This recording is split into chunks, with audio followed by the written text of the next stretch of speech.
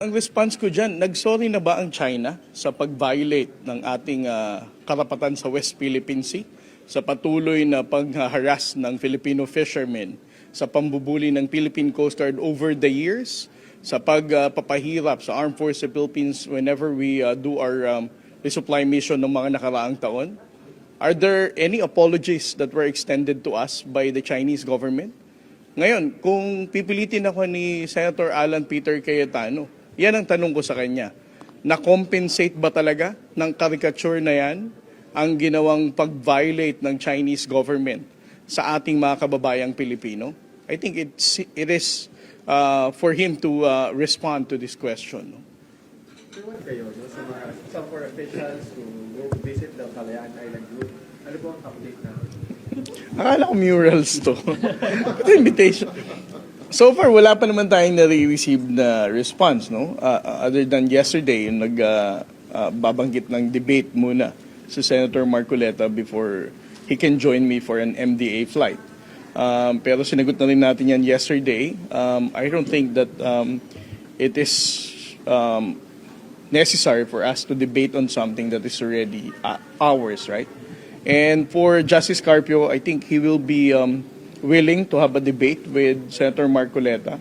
But as of this time, wala pa naman tayong narinig whether Senator Marcoleta is confirming na kakasa siya sa debate na ipinapaset ni Justice Carpio sa kanya.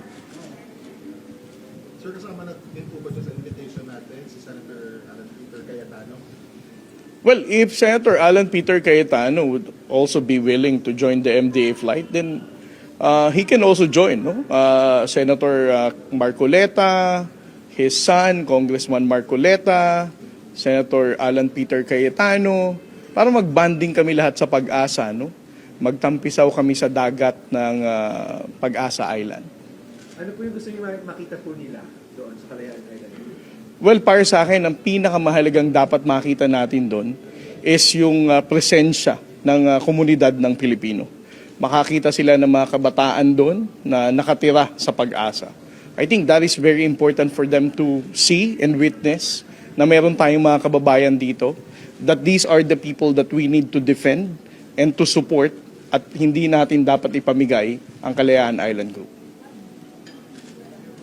Sir, just in case lang, I'm not sure kung nagbago na ba yung session mo, pero di ba natanong ka kahapon or this morning kung gusto mo bang mag-sorry sa China in regards doon sa caricature ni President Xi Jinping? Still, the same pa rin po kayong mag-sorry?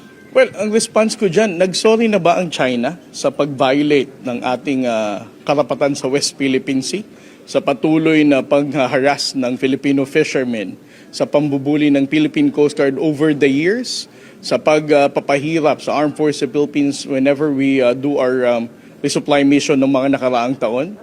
Are there any apologies that were extended to us by the Chinese government?